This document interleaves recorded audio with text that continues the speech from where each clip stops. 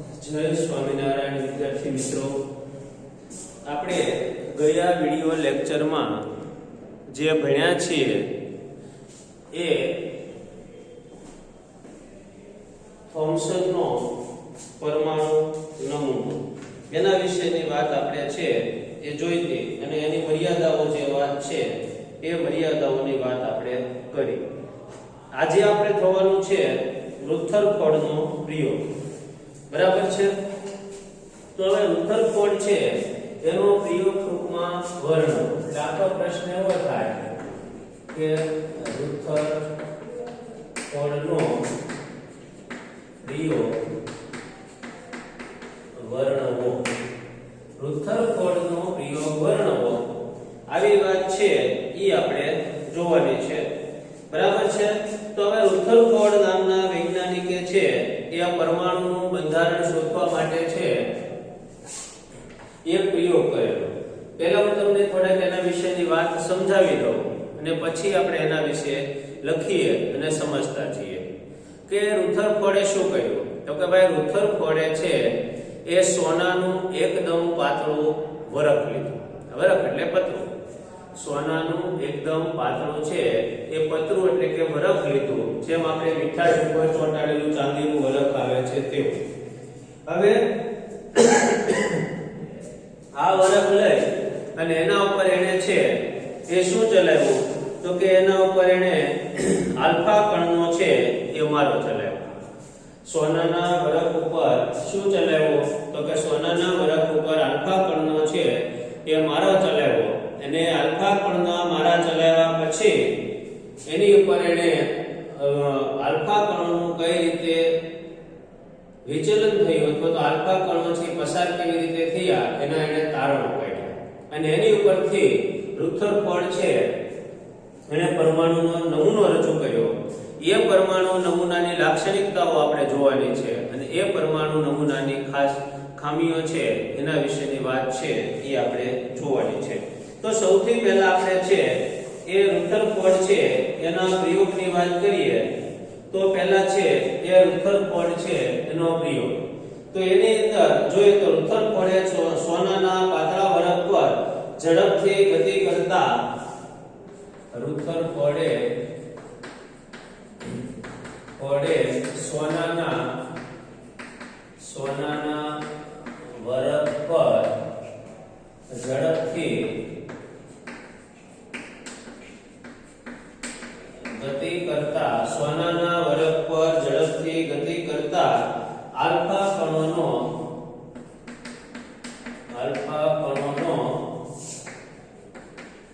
મારો ચલાવ્યો. બરાબર છે. અને સોનાના 1000 પરમાણુ ધરાવતો એટલે કે આ માટે તેણે કેવો તો કે 1 100 નેનોમીટર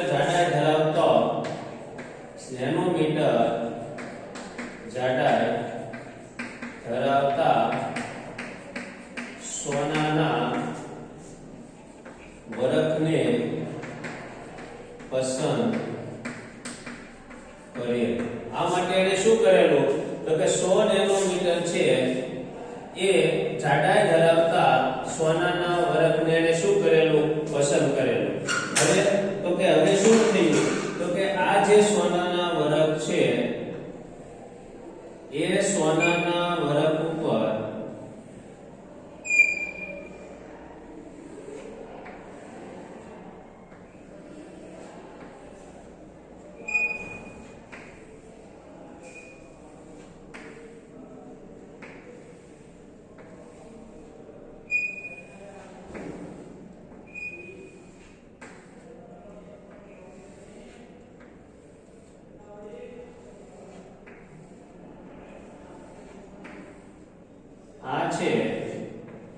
એ સોનાના વરખની અંદર રહેલા આપણે એવું અનુમાન કરીએ કે આ સોનાના વરખમાં સોનાના પરમાણુઓ છે એવું આપણે શું કરવાનું છે અણુ.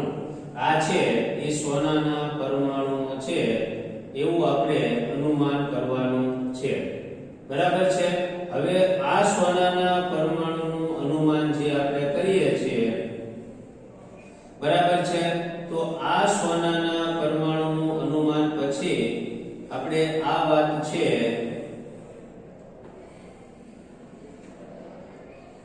એ આવી રીતે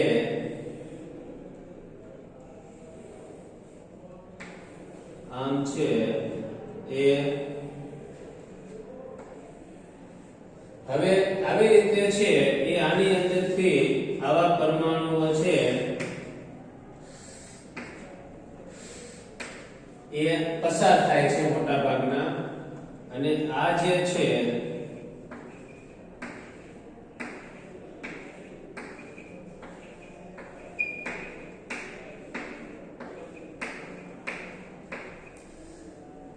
એ આની ઉપર અમુક કણો છે એ આવી રીતે પાછા આવે છે, બરાબર છે, અને અમુક કણો છે એ આવી રીતે ભટકાય અને આમ વિચલન પામે છે, આમ સેજ વાંકા વળે છે, અને મોટા ભાગે છે એ પસાર થઈ જાય છે, અને અમુક કણો છે એ શું થાય છે પાછા આ સોનાના વરખ ઉપર આલ્ફા કણ, કયા કણોનો મારો ચલાવ્યો છે આલ્ફા કણો. હવે આલ્ફા કણ છે, આલ્ફા કણ એ કોના બનેલા છે તો કે આલ્ફા કણો છે એ દ્વિવિજભારિત હિલિયમ આયનો છે. આલ્ફા કણો છે શું છે? આલ્ફા કણ એ દ્વિવિજભારિત હિલિયમના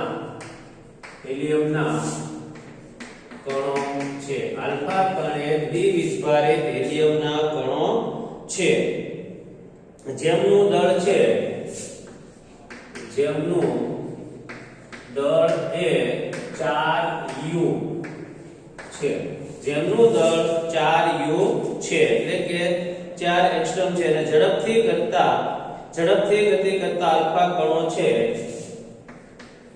ઝડપથી ગતિ કરતા આલ્ફા કણ એ ઝડપથી ગતિ કરતા આલ્ફા કણ એ ગણના પાત્ર ઊર્જા ધરાવે છે. આલ્ફા કણ એ દ્વિવિજભારિત હિલિયમના કણો છે, તેમનું દળ એ 4u છે, ઝડપથી ગતિ કરતા આલ્ફા કણ એ ગણના પાત્ર ઊર્જા ધરાવે છે, બરાબર છે. હવે બીજી વાત છે ઈ આપણે જોઈએ તો રુથરફોર્ડે એવું અનુમાન કર્યું કે સોનાના પરમાણુમાં રહેલા અપરમાણ્વીય કણો દ્વારા આ કણો છે એ વિચલન પામશે નહીં, એવી ધારણા હતી. આ રુથરફોર્ડની શું ધારણા હતી તો કે ભાઈ એવી ધારણા હતી કે સોનાના પરમાણુમાં રહેલા અપરમાણ્વીય કણો દ્વારા આલ્ફા કણો વિચલિત થશે નહીં. રુથરફોર્ડને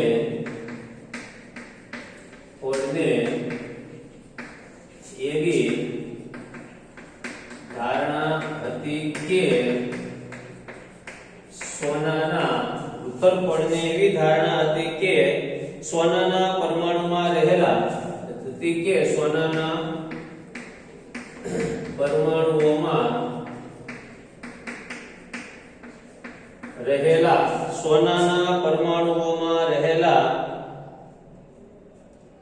એવી ધારણા હતી કે સોનાના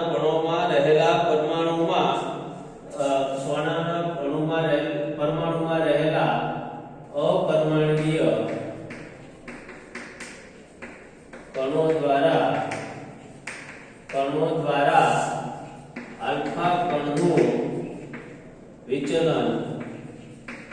વિચલન થશે નહીં, આવી એને ધારણા કરેલી હતી કે વિચલન થશે, આલ્ફા કણો વિચલિત થશે.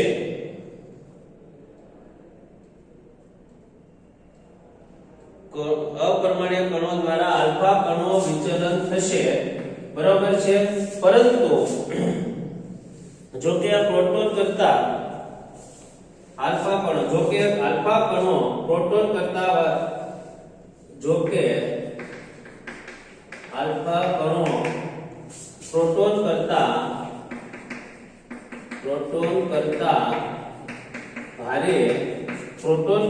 ભારે હોવાને કારણે વધારે વધારે વિચલનની શક્યતા હતી નહીં. વધારે વિચલનની શક્યતા હતી નહીં. બરાબર છે. પરંતુ આલ્ફા કણોના પ્રયોગ સંપૂર્ણ રીતે અણધાર્યા પરિણામો આપ્યા. પરંતુ આલ્ફા કણ પ્રકિરણના પ્રયોગે સંપૂર્ણપણે અણધાર્યા પરિણામો આપ્યા.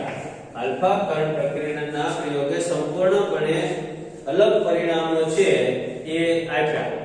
હવે આ શું અવલોકનો આપ્યા કે ભાઈ ઝડપથી ગતિ કરતા છે આલ્ફા કણો સોનાના વરખમાંથી સીધા પસાર થઈ જાય છે. એના પરિણામો આપણે ધાર્યા કરતા છે એ અલગ આવ્યા. કેવા પરિણામો આવ્યા એના વિશેની વાત જો ફરી વખત તમને આખો પ્રયોગ સમજાવું છું. જેટલું આપણે લખ્યું છે એ ફરી વખત હું તમને કહું છું કે સૌથી પહેલા ઉથલફોડે છે એ સાવ એકદમ પાતળો સોનાનો વરખ લીધો કે જેનું જાડાઈ છે એ ખાલી 100 નેનોમીટર હોય. બરોબર છે. અને એની અંદર અંદાજે 10,000 સોનાના પરમાણુ હોય એવી એને 1000 સોનાના પરમાણુ હોય એવી એને ધારણા કરે છે. અને બીજી વાત છે એની ઉપર એને આલ્ફા કણ છે એનો મારો ચલે. આ આલ્ફા કણ છે એ હિલિયમના બનેલા છે અને એનું દળ છે 4 યુ છે એટલે કે એનો એકમ છે યુ એટલે કે ઝડપથી ગતિ કરતા આલ્ફા કણો છે એ ઊર્જા ધરાવે. એને એવું હતું કે આ વિચલન છે થોડું ઓછું થશે પરંતુ એને જે ધારણા કરી હતી એની કરતા જે પરિણામો એકદમ કેવા મળ્યા વિપરીત પરિણામો મળ્યા. આપણે એમ ધારણા કરીએ અત્યારે અમે ધારણા કરીએ કે અમે ઓનલાઈન ભણાવીએ છીએ કુદકા મારી ભણાવીએ છીએ બરાબર. અને વિદ્યાર્થીઓ છે એટલા જ રસથી આમ એકદમ તલ્લીન થઈને વાંચતા હશે ને એકદમ તલ્લીન થઈને ભણતા હશે બરાબર છે. એવી ધારણા કરીએ છીએ અત્યારે. અને અહીં આવો તમે ચાલુ સ્કૂલ થશે તમે અહીંયા આવો આપણે એમ કહીએ વિડિયો લેક્ચર જોયા અમારી સામે ડાચું કરીને બેસી જાઓ તો એ વિપરીત પરિણામ છે. અમે એવી ધારણા કરી કે તમે ખૂબ ભણો છો એવી અમારી ધારણા છે અત્યારે બરાબર છે. અને તમે અહીંયા આવીને કોરી પાટી આવો કાંઈ વિડિયો જોયા ન હોય કાંઈ ભણ્યા ન હોય કાંઈ એકડો લેસન ન કર્યું હોય તો અમારી ધારણાથી વિપરીત પરિણામ મળ્યું. એમાં રુધરફોર્ડને એની ધારણા કરતા વિપરીત પરિણામો મળ્યા. શું પરિણામો મળ્યા એના વિશેની વાત છે એ આપણે જોઈએ તો કે એને શું પરિણામો મળ્યા તો કે ભાઈ ઝડપથી ગતિ કરતા મોટા ભાગના આલ્ફા કણો સોનાના વરખમાંથી ઝડપથી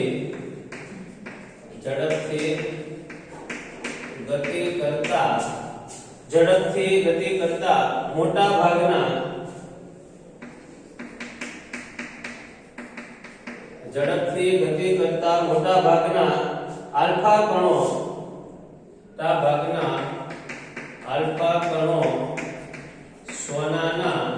આલ્ફા કણો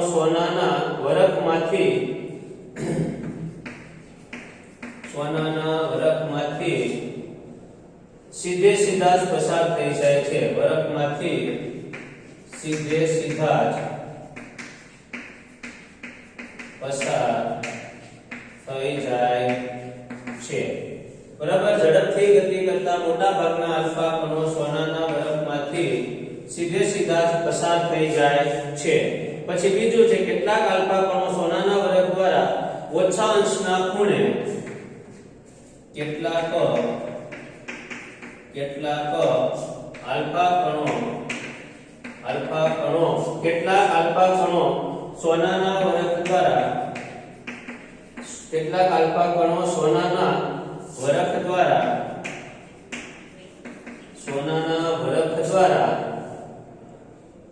ઓછા અંશના ખૂણે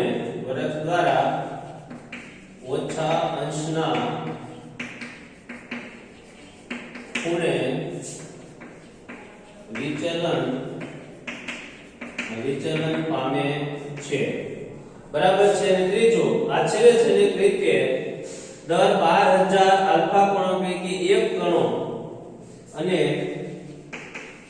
આશ્ચર્યજનક રીતે દર 4000 આલ્ફા કણે એક આલ્ફા કણ એ અથડાઈને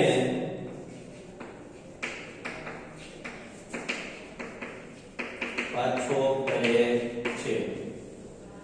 બરાબર. ઝડપથી ગતિ કરતા મોટા ભાગના આલ્ફા કણો સોનાના વરખમાંથી સીધા જ પસાર થઈ જાય છે. એક વાત એ કેટલાક આલ્ફા કણો સોનાના વરખ દ્વારા ઓછા અંશના ખૂણે વિચલન પામે છે અને પછી છે આશ્ચર્યજનક રીતે 12000 કણોમાંથી એક કણ છે એ શું પામે છે?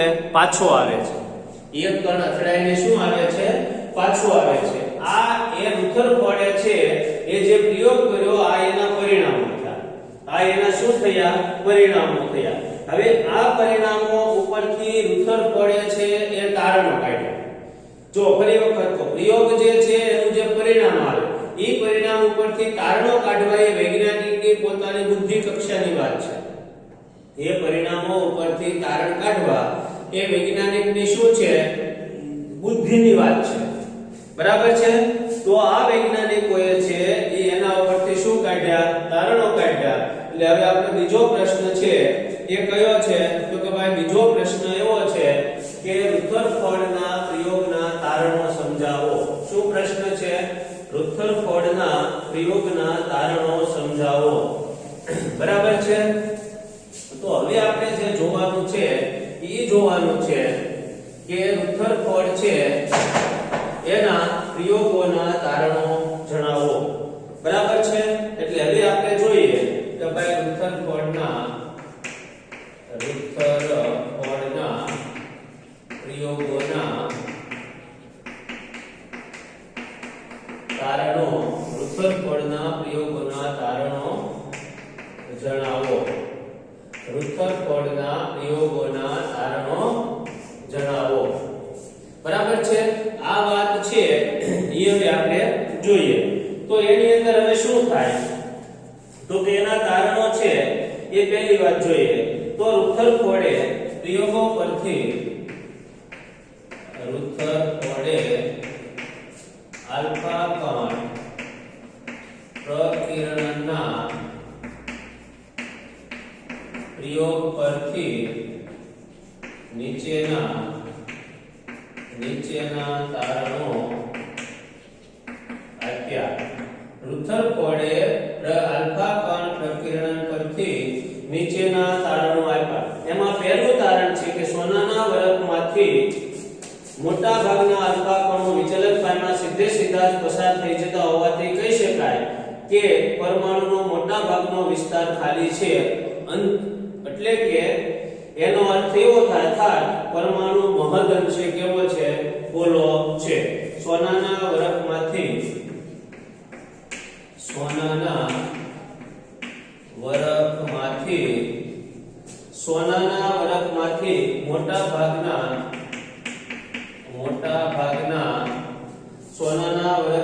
મોટા ભાગના આલ્ફા કણો વિચલન પામ્યા વગર સીધા જ પસાર થઈ જાય છે. વિચલન પામ્યા વગર સીધા જ પસાર થઈ જાય છે. આથી કહી શકાય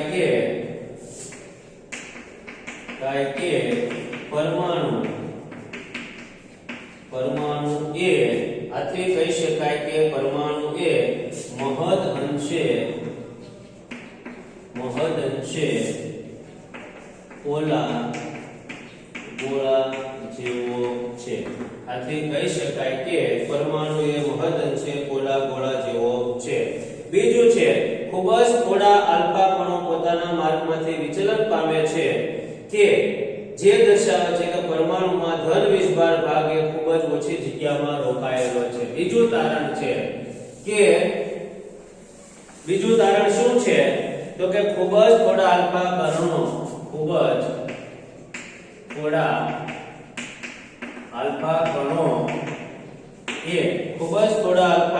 એ પોતાના માર્ગમાંથી વિચલન પામે છે.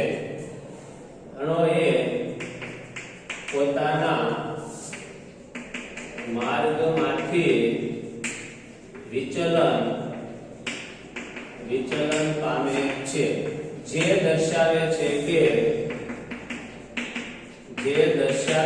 કે પરમાણુમાં ધન વીજભારિત ભાગ એ દર્શાવે છે કે પરમાણુમાં ધન વીજભારિત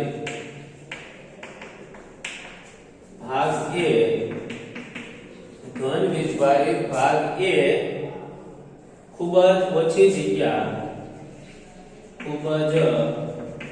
ઓછી જગ્યામાં આવેલો છે.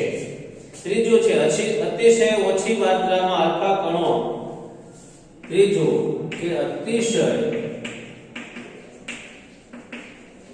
ઓછી માત્રામાં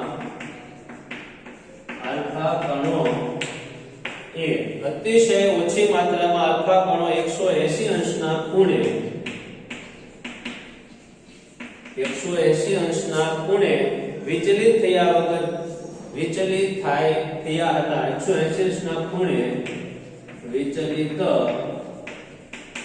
થયા હતા, જે સૂચવે છે કે સોનાના પરમાણુનો સંપૂર્ણ ધન વીજભારિત ભાગ જે દર્શાવે છે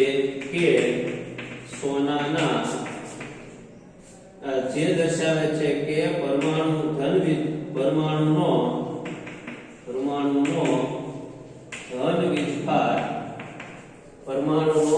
વીજભાર ભાગે દળ પરમાણુના દળમાં ખૂબ જ ઓછી જગ્યા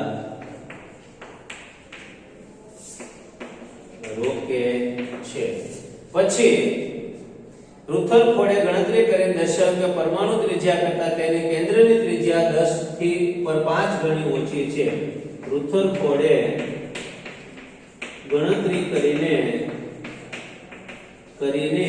દર્શાવ્યું કે પરમાણુની કુલ ત્રિજ્યા કરતા કેન્દ્રની ત્રિજ્યા 10 ની ઉપર 5 ગણ જેટલી ઓછી છે. બરાબર છે. રુથરફોર્ડે ગણતરી કરીને દર્શાવ્યું કે પરમાણુની ત્રિજ્યા છે એ એની કુલ ત્રિજ્યા કરતા 10 ની ઉપર 5 ગણી છે એ શું છે? ઓછી છે. તો જો આ રુથરફોર્ડે એના જે પ્રયોગો કર્યા એના તારણો છે. ફરી વખત જોઈએ આપણે એના 3 તારણો. કે એને પહેલું શું કીધું કે સોનાના બરફમાંથી મોટા ભાગના કણો છે એ વિચલન પામ્યા વગર સીધા જ પસાર થઈ જાય છે. આથી કહી શકાય કે પરમાણુ એ મહદઅંશે શું છે? ગોળા જેવો છે. એક વાત એ. બીજી વાત કે ખૂબ જ થોડા આત્મા કણો પોતાના માર્ગમાંથી શું પામે છે? વિચલન પામે છે, જે દર્શાવે છે કે પરમાણુમાં ધન વીજભારિત ભાગ એ ખૂબ જ ઓછી જગ્યા રોકે છે. ત્રીજી વાત છે અતિશય ઓછી માત્રામાં આલ્ફા કણ 180 અંશના ખૂણે વિચલિત થયા, અને એ દર્શાવે છે કે ખૂબ જ ઓછી જગ્યામાં ધન વીજભાર છે એ આવેલો હશે. ત્યાર પછી બીજી વાત છે કે પરમાણુનું જે કેન્દ્ર છે, પરમાણુ એ કુલ ત્રિજ્યા કરતા એના કેન્દ્રની ત્રિજ્યા છે એ ખૂબ જ કેવી છે? ઓછી છે, જે દર્શાવે છે કે 10 ની ઉપર 5 ગણી છે એ ત્રિજ્યા આવેલી છે. બરોબર છે. હવે આપણે જે વાત જોવાની છે એ આ રુથરફોર્ડના પ્રયોગોના તારણો છે. શું છે? રુથરફોર્ડના પ્રયોગોના તારણો. હવે જે આપણે જોવું છે એ મૂળ વાત જોઈએ તો હવે શું છે એની લાક્ષણિકતાઓ. કે ભાઈ રુથરફોર્ડે જે પ્રયોગ આપ્યો એની લાક્ષણિકતાઓ શું છે? પ્રયોગોના તારણો એને આપ્યા, તારણો પછી એની લાક્ષણિકતાઓની વાત છે એ હવે આપણે જોઈએ. તો રુથરફોર્ડે સૂચવેલા પરમાણુના નમૂનાની લાક્ષણિકતાઓ. રુથરફોર્ડે દર્શાવેલા પરમાણુ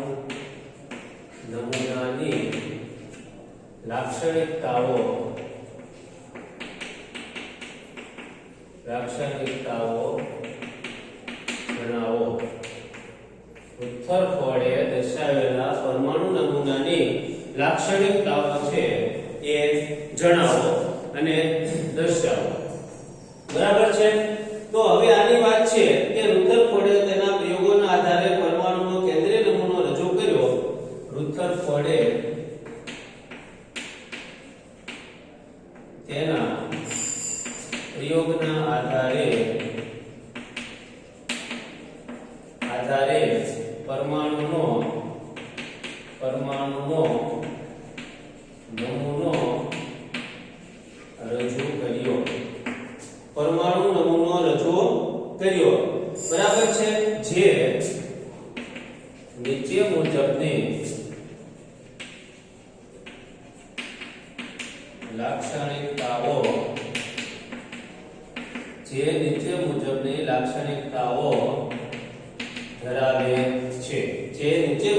લાક્ષણિકતાઓ ધરાવે છે.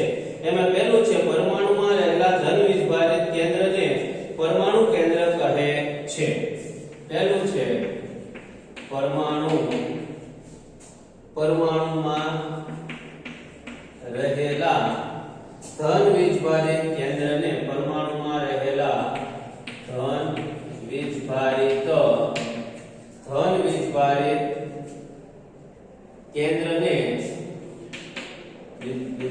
કેન્દ્રને પરમાણુનું કેન્દ્રને પરમાણુનું કેન્દ્ર કહે છે.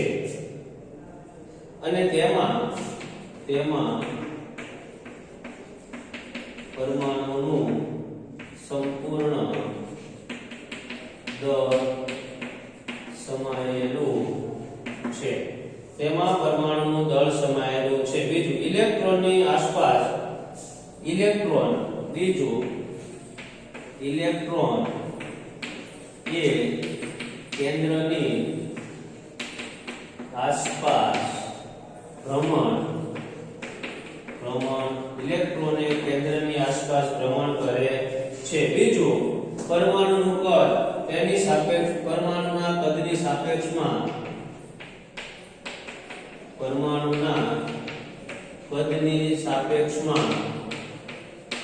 પરમાણુનું કેન્દ્ર